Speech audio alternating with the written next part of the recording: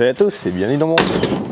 C'était très brillant ça. Petite vidéo où on va pas faire de mécanique mais on va plutôt faire des investigations sur les fender tags de la voiture. On va essayer de creuser un petit peu dans le passé de Sacha et voir les options qu'elle avait d'époque lorsqu'elle est sortie d'usine. Avec les fender tags on va pouvoir en trouver quelques-uns, on va pas pouvoir tout trouver mais déjà une bonne partie. Donc on va essayer de faire ce qu'on peut, de trouver ce qu'on arrive à trouver et voir si ça correspond avec la voiture qu'on a présentement sous les yeux. C'est parti.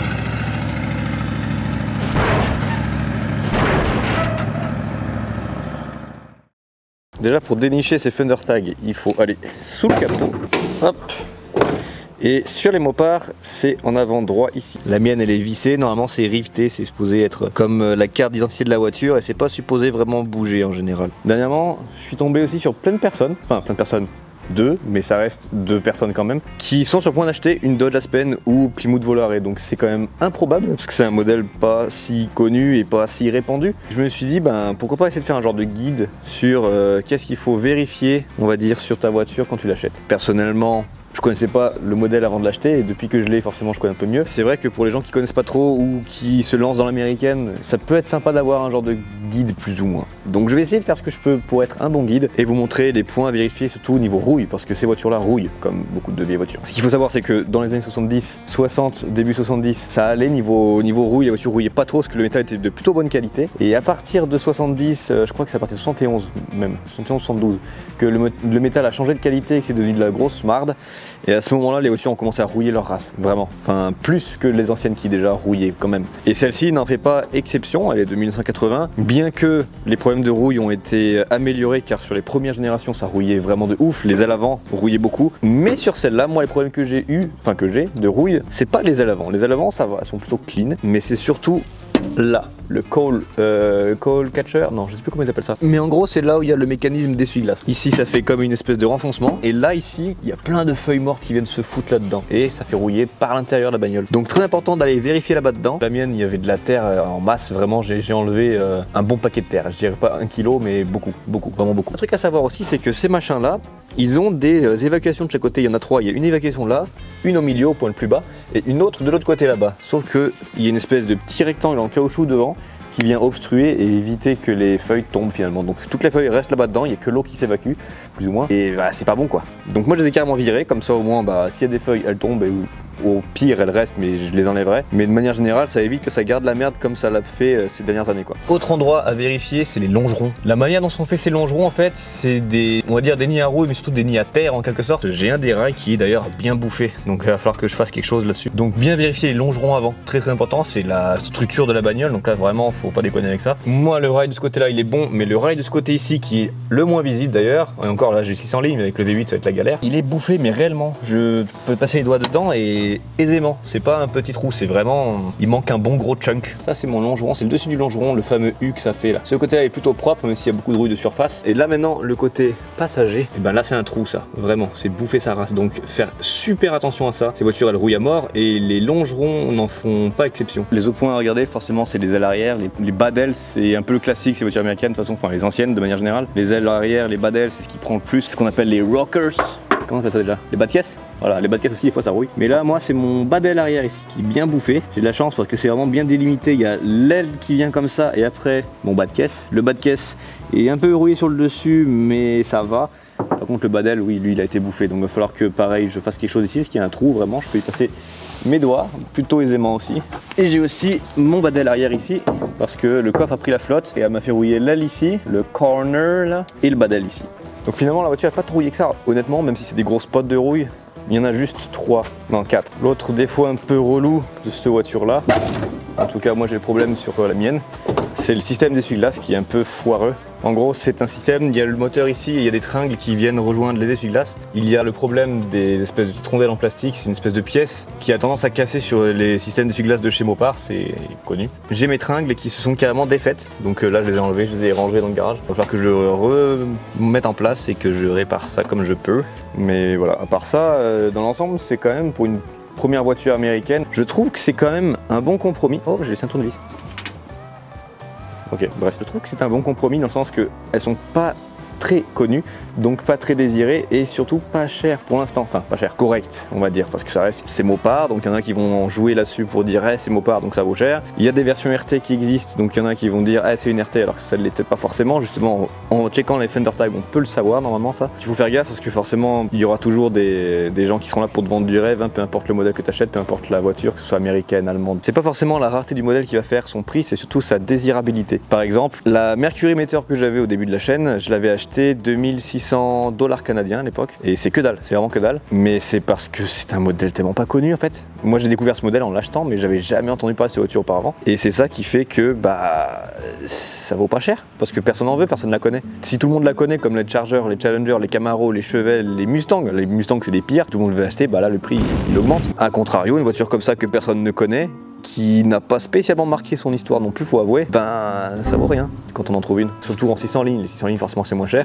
Les coupés de porte vont sûrement être les plus chers parce que c'est les plus élégantes on va dire, esthétiquement parlant, elles sont plus jolies en coupé de porte qu'en 4 portes ou qu'en break. Et en 600 lignes seront moins chères qu'en V8 forcément, parce que V8 c'est ce qu'on veut le plus. Le problème, si on commence avec ça comme voiture, c'est que c'est du Mopar, et Mopar de manière générale c'est assez cher. Et en plus, vu que c'est un modèle très peu coté on va dire, pour trouver des pièces propres à ce modèle là, c'est un peu plus compliqué que sur d'autres Mopars, genre les Challenger, les Charger, parce qu'il n'y a pas trop de pièces de reproduction en fait. Les ailes arrière par exemple, si je veux remplacer une aile parce qu'elle est rouillée, ça risque d'être compliqué d'en trouver une, ou alors il faut trouver quelqu'un qui a ce modèle mais pour pièces détachées et qui veut bien me vendre son aile arrière si elle est pas si défoncée que ça. Ça ou les inner filler panel, je crois qu'on appelle ça, cette pièce en espèce de plastique caoutchouc chelou qui est entre le pare-choc et la carrosserie. Sur toutes les voitures, même General Motors à cette époque là, ça vieillit très mal et c'est dur de trouver des pièces de reproduction là-dessus aussi apparemment. Mais sur celle-ci, je pense que c'est même impossible en fait. Pareil, il faut trouver quelqu'un qui a la même voiture d'occasion mais en bon état et qui peuvent vendre ces pièces là quoi. Ou alors réussir à trouver du new old stock, je crois ils appellent ça, du stock d'époque mais qui a jamais été utilisé quoi, qui est neuf. Mais bon, on va trouver ça, surtout pour un modèle comme ça. Donc je dirais que c'est une bonne bagnole. Le 600 lignes, il est réputé increvable et je pense qu'il a fait ses preuves. Après, peut-être que quand on commence dans une américaine ou dans un délire de voiture de collection, c'est peut-être bien de commencer par un modèle plus populaire, dans le sens que c'est moins compliqué pour faire les recherches, pour trouver les pièces et pour la restaurer. Et après, ça personnellement c'est mon avis, c'est propre à chacun. S'il y en a qui justement aiment le défi, commencer par une voiture comme ça, après toutes les autres vont paraître faciles finalement à côté, parce que tu auras tellement galéré à trouver les pièces de celle-ci, quand tu vas tomber sur une Camaro ou un truc dans le genre, ça va être facile quoi. Je pense qu'on a fait à peu près le tour de tout ce qu'il y avait à voir sur cette voiture, honnêtement, intérieurement parlant. Mes panneaux de porte arrière c'est du plastique qui a cramé avec le soleil, qui a cuit. Donc forcément ça vieillit mal, mais je crois que sur les 4 portes c'est pas comme ça, c'est des panneaux de porte normaux on va dire. Un truc aussi qui est relou sur ces modèles là, ce sont les joints de porte qui sont propres à ce modèle là et qui sont pas faciles à trouver. En tout cas personnellement j'ai pas encore pris le temps de les chercher, mais je connais une chaîne YouTube qui parle que de ce modèle là et qui dit que c'est une galère à trouver. Parce qu'ils sont morts, l'humidité peut rentrer car c'est un coupé sans montant, donc forcément c'est pas très étanche et ça vieillit mal les joints de ce côté là. Mais la mienne a l'avantage d'avoir le toit en tôle rigide, parce qu'elle existe avec ce qu'on appelle le T-top, et le T-top, pareil, les joints vieillissent mal et l'eau finit par rentrer par le toit et fout en l'air intérieur. Donc ça aussi c'est un détail à prendre en compte. Tu risques de te faire peut-être un peu plus chier qu'avec une version basique on va dire, pour changer les joints etc. Mais après si tu arrives à trouver du joint à couper au mètre et que ça arrive à fitter. Hey. Il y a énormément d'humidité aujourd'hui, mes jantes n'ont pas l'air chromées mais plus peint couleur galvanisée, et en vrai ça rend super bien. Voilà, ça c'est chromé. Ça fait des couleurs alu galvanisées. Ça va super bien. Je crois que je vais les repeindre comme ça mes gens finalement. Bref. Bon. Alors pour trouver les fender tags de ta voiture, c'est pas compliqué.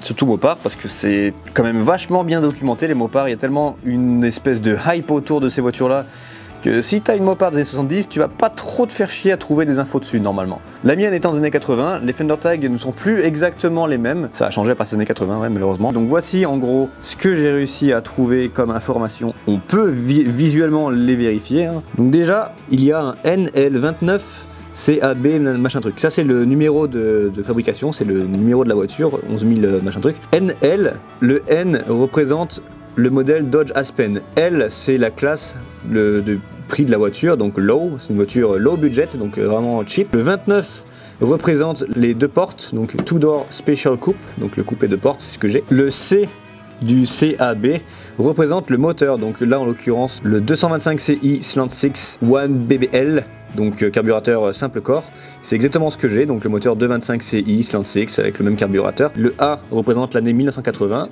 c'est exactement ça, la voiture est de 1980. En 81, elle n'existait plus et en 79, elle n'avait pas la même face avant. Le B, c'est l'endroit où la voiture a été assemblée et ça a été assemblé à Amtrak, la ville de Amtrak dans le Michigan. Et ensuite le numéro séquentiel, donc le 11 38 77, ça c'est le numéro de la bagnole. C'est la 113 877e à être sorti des usines. Donc ça en fait beaucoup quand même, mine de rien. Ensuite, j'ai aussi pu trouver d'autres informations sur un autre site. Donc le VIN number, ça on l'a, ok. Le moteur, c'est le E24, ça ce serait le code du moteur d'après ce que je viens de trouver sur ce site-là. Encore une fois, c'est un site qui possiblement aide plus pour les voitures des années 70 que pour les années 80, donc ça se peut que les informations qu'il m'a données soient pas toutes réelles. Transmission D31, le code D31, je sais pas ce que ça représente, je suppose que c'est la boîte de vitesse 3 rapports, parce que c'est ce que j'ai une 3 rapports automatique. A02, ce serait la date de production de la voiture, donc je sais pas ce que A02 représente, mais ça représente certainement le mois et la semaine dans laquelle elle a été construite. Donc la deuxième semaine du mois A, ce serait quoi? Ce serait avril peut-être, je suppose que c'est un code AF 8260, ça c'est le numéro de commande de la voiture. Body paint, on arrive à la peinture, c'est ça que j'aime bien.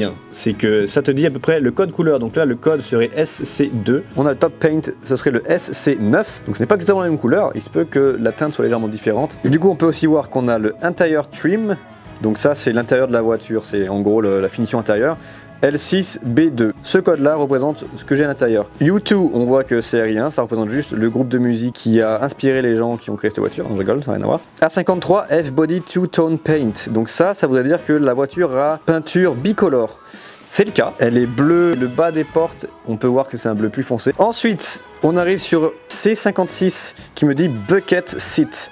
Bucket seat, c'est les sièges séparés. Sinon, ça aurait été bench seat, et bench seat, c'est la banquette avant. Le classique de l'américaine. Et personnellement, j'adore les bench seats. C'est un confort incroyable. Mais bon, les bucket seats sont aussi très cool. Ça rajoute un côté un peu sportif à la voiture. Et en général, quand on a les bucket seats, t'as souvent la console centrale qui va avec. Pas tout le temps, mais souvent. H51, c'est l'air conditionné. Effectivement, elle avait la clim, l'air conditionné. Donc encore une fois, le code dit vrai. N51 Max Cool Pack. Donc c'est une voiture méga cool. Je sais pas ce que ça représente cool. En général, c'est refroidissement. Sûrement que le radiateur est plus épais que celui d'origine. Le refroidissement a été un peu amélioré sur cette voiture là. Et après tous les autres codes, j'ai pas réussi à les décoder pour l'instant. Donc je vais continuer de faire des recherches. On va voir si j'arrive à trouver d'autres trucs. Ça serait cool. Sur ce, n'hésitez pas à liker, partager, commenter. Abonnez-vous aussi à la chaîne, forcément, ça aide.